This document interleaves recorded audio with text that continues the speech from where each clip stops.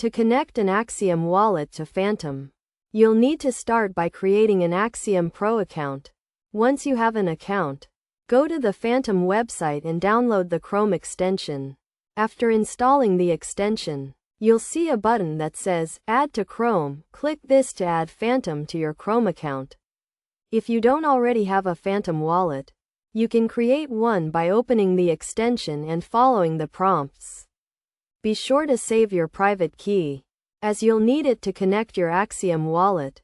With your Phantom wallet set up, head to your Axiom account and click on the account symbol in the top right corner.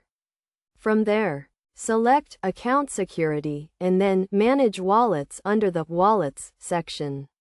Click Add New Wallet, Beta, and enter your Phantom private key. Be careful not to share this with anyone.